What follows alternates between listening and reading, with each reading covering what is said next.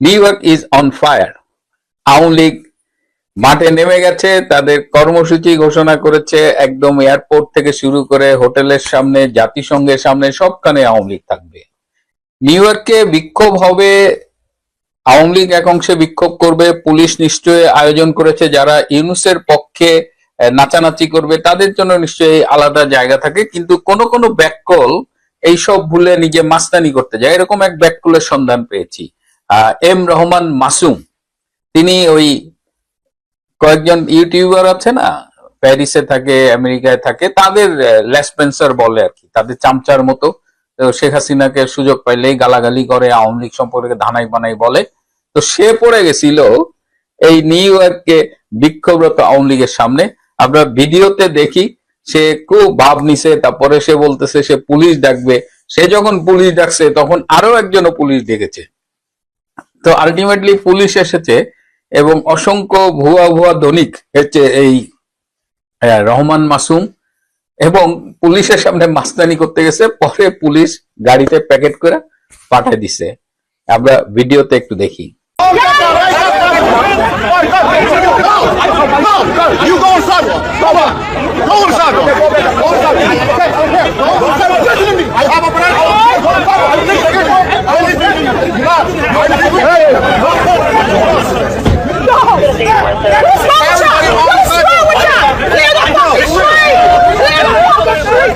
বন্ধুরা, এইটা একটা স্পেশাল ছোট্ট একটা এপিসোড, আমরা একটু জাস্ট একটু ওয়ার্ম আপ এপিসোড বলা যায়। আমি আপনাদের নিউ ইয়র্কে কি ঘটছে সেটা নিয়মিতই আপনাদের আপডেট জানাবো। বাংলাদেশ সময় রাত 12টায় কিছুটা কম বেশি এই খেলা শুরু হবে এবং ভেন্যুটি হচ্ছে নিউ ইয়র্কে। সেই খেলায় অংশ নিচ্ছে কারা? বাংলাদেশের টিম।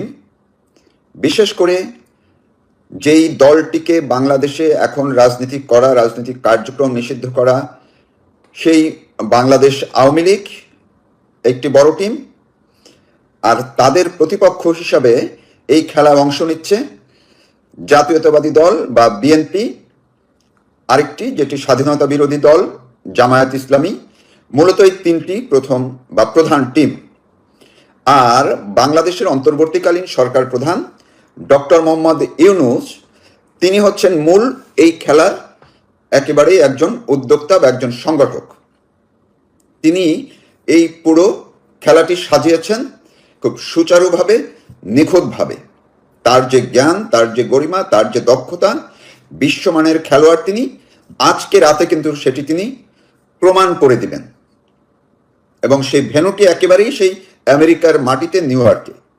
এই মুহূর্তে আমি যখন আপনাদের সঙ্গে কথা বলছি, এখন থেকে 9 ঘন্টার একটু কম বেশি সময় পরেই তিনি যুক্তরাষ্ট্রের নিউ ইয়র্কে পৌঁছবেন। অর্থাৎ সেখানকার বিমানবন্দরে তাকে বহনকারী ফ্লাইটটি ল্যান্ড করবে। এই মুহূর্তে তিনি আছেন আকাশে। আরও কিছুক্ষণ আগে, ঘন্টা 3-4 আগে তিনি দুবাই থেকে রওনা করেছেন এবং তিনি যে বিমানে আছেন সেই বিমানটির ছবি আমরা দেখেছি। ভিতরে বাংলাদেশ থেকে যখন রওনা করেছেন সেখানে আছেন তার যে সহযাত্রী ডক্টর মোহাম্মদ ইউনূস, যাদেরকে তার সঙ্গে করে নিয়ে গেছেন সেই বিএনপির মহাসচিব মির্জা ফখরুল ইসলাম আলমগীর, আছেন জামাতের নাইবে আমির ডাক্তার আবু মোহাম্মদ তাহের, আছেন এনসিপির আক্তার হোসেন, ডাক্তার জারা তসনিম, আছেন 6 জন উপদেষ্টা তার সঙ্গে গেছেন। উপদেষ্টারা আবার একসাথে যাননি, ওনার সঙ্গে সবাই যাননি। কেউ আগের দিন গেছেন, কেউ আবার পরে যাবেন, এইভাবে। কিন্তু মূল বিষয়টি হচ্ছে ডক্টর মোহাম্মদ ইউনূসের যুক্তরাষ্ট্রে গমনকে কেন্দ্র করে, নিউ ইয়র্কে পৌঁছাকে কেন্দ্র করে বহু আগে থেকেই বাংলাদেশ আওয়ামী লীগের যারা নেদারল্যান্ডে রাজনীতি করেন, একই আদর্শের, উদ্দেশ্যের কিংবা সমমনা এবং মুক্তিযুদ্ধের পক্ষের যারা আছেন, পাশাপাশি আরেকটি বিষয় আপনারা একটু সূক্ষ্মভাবে শুনবেন, সেটি হচ্ছে শুধুমাত্র আওয়ামী লীগ কিন্তু নয়, বিভিন্ন ইস্যুতে গত 13 মাসে যারা ডক্টর মোহাম্মদ ইউনূসের উপরে ক্ষুব্ধ হয়েছেন, সংক্ষুব্ধ হয়েছেন, তাকে বাংলাদেশের সরকারে দেখতে চান না, এবং যারা তাকে মনে করেন যে ডক্টর মোহাম্মদ ইউনূস একজন সফল সরকার প্রধান হতে পারেননি, পারছেন না, ব্যর্থ হয়েছেন, এই চিন্তা ভাবনার মানুষগুলো কিন্তু তারা প্রস্তুতি নিয়েছেন বিভিন্নভাবে। এবং এই আজকে বাংলাদেশ সময় আজকে মধ্যরাত্রে 12টার কিছু সময়, 12টার আগে থেকেই তারা নিউ ইয়র্কের এই বিমান বন্দরের আশেপাশে অবস্থান নেবেন, তাকে কালো পতাকা দেখাবেন, প্রতিবাদ জানাবেন। আর যেহেতু এই পরিস্থিতিটি বুঝে ডক্টর মোহাম্মদ ইউনূস কৌশলগত কারণেই লন্ডনের অভিজ্ঞতা কাজে লাগিয়ে তিনি বিএনপি নেতাকে জড়িয়েছেন এর মধ্যে, অর্থাৎ বিএনপিকে জড়িয়েছেন। শুনেছি বিএনপির ভারপ্রাপ্ত চেয়ারপারসন তারেক রহমান সরাসরি নিজে গত 3-4 দিনের দফায় দফায় নিউ ইয়র্কে বা যুক্তরাষ্ট্রে বিএনপির নেতা কর্মীদেরকে নিজে সংগঠিত হয়ে এই আওয়ামী লীগের বিরুদ্ধে সেখানে অবস্থান নেওয়ার জন্য নির্দেশ দিয়েছেন। যদি সেখানে ডক্টর মোহাম্মদ ইউনূসের সফর সঙ্গী হিসেবে যারা যাচ্ছেন সেই বিএনপি নেতারা কোনোভাবে অ্যাটাক হন, কোনো কিছুর শিকার হন, যাতে করে সেটি প্রতিহত করতে পারেন। একইভাবে জামাতের যারা আছেন, আপনারা জানেন যুক্তরাষ্ট্রের জামাতের অনেক বড় একটি অবস্থান আছে, তারাও সব স্টেট থেকে এবং অন্যান্য দেশ থেকেও সেখানে যাচ্ছেন। ডক্টর মোহাম্মদ ইউনূসের নিজস্ব ব্যক্তিগত ব্যবসায়িক যে প্রতিষ্ঠান আছে সেখানকার অনেকগুলো স্টেটে তাদের সবার ছুটি, পরিবার সহ নিউ ইয়র্কে আসতে বলেছে গেট টুগেদার করার জন্য, এবং সেখানে তারা অবস্থান নেবেন। এই যে টোটাল পরিস্থিতিটার মধ্যে ডক্টর মোহাম্মদ ইউনূস খুব বুঝে শুনেই আজকে রাতটি বাংলাদেশের মানুষের জন্য তাদের ঘুম হারাম করে দিয়েছেন। বাংলাদেশে যে তিনি বারবার যুদ্ধের কথা বলছিলেন, কিন্তু কোনোভাবেই অঙ্ক মিলছিল না, বাংলাদেশের যুদ্ধ বাধাতে তিনি এখন পর্যন্ত পারেননি। আর সেই জন্য সেই যুদ্ধটা তিনি নিউ ইয়র্কের মাটিতে নিয়ে গেছেন। তিনি বাংলাদেশকে খাটো করার জন্য তিনি এখন নিউ ইয়র্কে এই বিএনপি, জামাত এবং আওয়ামী লীগের মধ্যে সেইখানে একটু উত্তপ্ত উত্তেজনাকর পরিস্থিতি তৈরি করেছেন, যাতে বিশ্ববাসী দেখবে বাংলাদেশের মানুষ সেখানে নিজেরা হাতাহাতি করছেন, মারামারি করছেন, যেটি ইতিমধ্যেই গত রাত্রে নিউ ইয়র্কের সময় গত রাত্রে কিন্তু এক দফা হয়েছে বিএনপি এবং এই আওয়ামী লীগের নেতাকর্মীদের মধ্যে। এক দফা না, 2 দফাই হয়েছে, যদিও ছোটখাটো। কিন্তু আজকে রাতে অর্থাৎ নিউ ইয়র্ক সময় দুপুর 2টা 20-এ ডক্টর ইউনূস নামবেন নিউ ইয়র্কের বিমানবন্দরে, তখন বাংলাদেশ সময় 12টা 20 রাত্র। এই সময়টিতে আপনারা বুঝুন যে ডক্টর ইউনূস কতটা ধুরন্ধর প্রকৃতির মানুষ। তিনি বাংলাদেশে যেহেতু এই মুহূর্তে গত এই কয়েক মাসে যে মবগুলো হয়েছে, মব ভায়োলেন্স কিংবা মব কিলিং ছাড়া আওয়ামী লীগ, বিএনপি বা জামাত, জাতীয় পার্টির অফিসে এনসিপি এবং নুরুর দল ভাঙচুর নিয়ে গন্ডগোল হয়েছে, ভাঙচুর করেছে, অগ্নিসংযোগ হয়েছে সেটি। কিন্তু আওয়ামী লীগ, বিএনপির মধ্যে বড় কোনো মুখোমুখি সংঘর্ষ হয়নি। যেহেতু তিনি এটি পারেননি ঘটাতে যুদ্ধের মতো পরিস্থিতি, বরং দেশে তার বিরুদ্ধে যে জনরোষ তৈরি হচ্ছে, বিভিন্নভাবে মানুষ ভুগছে, সাধারণ মানুষ এখন তার বিরুদ্ধে কথা বলছেন, এই পরিস্থিতিটাকে অন্যদিকে নিয়ে যাওয়ার জন্য, রাজনৈতিক উত্তেজনা বাড়ানোর জন্য তিনি এখন বাংলাদেশের যুদ্ধ পরিস্থিতি, বাংলাদেশের রাজনৈতিক অস্থিরতাকে নিউ ইয়র্কে পৌঁছে দিয়ে নিউ ইয়র্কে ঘটানোর জন্য, অস্থিতিশীল করার জন্য এবং নিউ ইয়র্কে যখন আপনাদের এই বিএনপি, জামাতের সঙ্গে আওয়ামী লীগের যদি মুখোমুখি কোনো পরিস্থিতি তৈরি হয়, সেটি যে বাংলাদেশেও তাৎক্ষণিক প্রভাব পড়বে। ধরুন, আমি উদাহরণ দিচ্ছি, আমি চাই না যে এমন কিছু হোক, কেউ অন্তত পক্ষে চাই না, যারা শান্তিতে বিশ্বাস করি। নিউ ইয়র্কে আজকে দুপুরে 2টা 20-এ যখন তারা নামবে, আওয়ামী লীগ বিক্ষোভ করবে, বিএনপিও তারা সেখানে অবস্থান করবে, জামাত অবস্থান করবে, অন্যরা অবস্থান করবে।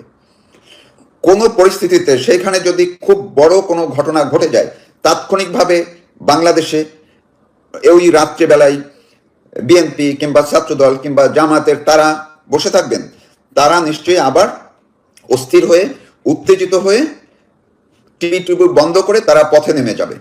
এই যে বিশৃঙ্খল অবস্থা, এবং যদি পথে নেমে যায়, যদি নতুন কোনো পরিস্থিতি তৈরি হয়, তখন কি হবে? অনেকেই আবার বলছেন তারা যখন নিউ ইয়র্কে থাকবেন, সেনাবাহিনীর সতর্ক একটা অবস্থানে থাকবেন। তো সেদিকে আমি যেতে চাই না, কারণ সেটি পরিস্থিতি আজকে রাত্রে বোঝা যাবে।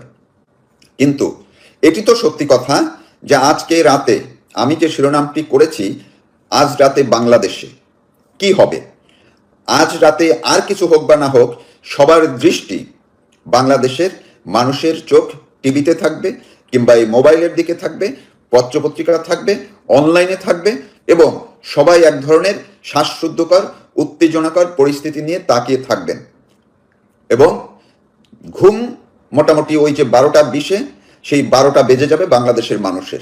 ডক্টর মোহাম্মদ ইউনূস এই কাজটি করেছেন। উনি যদি নিজের সেফটির জন্য, নিজের নিরাপত্তার জন্য, নিজের গা বাঁচানোর জন্য এবং নিজের গায়ে যদি যারা জুতো দেখাবে কিংবা স্লোগান দিবে সেটি বিএনপির ঘাড়ে চাপিয়ে না দিয়ে, জামাতের ঘাড়ে যদি চাপিয়ে না দিয়ে তাদেরকে এর মধ্যে না জড়ালে কিন্তু কোনো বিষয় ছিল না। তিনি যেতেন, তার বিরুদ্ধে হয়তো বিক্ষোভ হতো, তিনি সভা করে জাতিসংঘের সাধারণ অধিবেশনে অংশ নিয়ে তিনি চলে আসতেন। তিনি সেই শান্তিপূর্ণ অবস্থানটি চাননি বলে আজকে রাতে বাংলাদেশের মানুষের ঘুম হারাম করে সব মানুষ যাতে টিভির পর্দায় নিউ ইয়র্কের দৃশ্য দেখার জন্য উত্তেজিত হয়ে এক ধরনের কৌতূহল নিয়ে তারা তাকিয়ে থাকেন, বসে থাকেন এবং এই ঘটনা শুধু 12:20 শুরু হবে সেটি না, এমনও হতে পারে আগে এবং আরো দীর্ঘ সময় পর্যন্ত চলবে। এমন পরিস্থিতিটি, আবারও আমি এইটুকু বলে শেষ করছি, এই পরিস্থিতিটি ডক্টর মোহাম্মদ ইউনূস তৈরি করেছেন খুব সুকৌশলে, ধুরন্ধর পরিকল্পনা, মেটিকুলাস ডিজাইনের। এইটিও কিন্তু মেটিকুলাস ডিজাইনটা এখন গালি হয়ে গেছে, কিন্তু এটিও তার অংশ। আপনারা আবার ভাবুন, তিনি বিএনপি এবং জামাতকে কেন নিয়েছেন? বাংলাদেশে মূলত অস্থিরতা বাড়ানোর জন্য, রাজনৈতিক পরিস্থিতি উদ্বেগপূর্ণ করার জন্য, উত্তেজনাকর করার জন্য।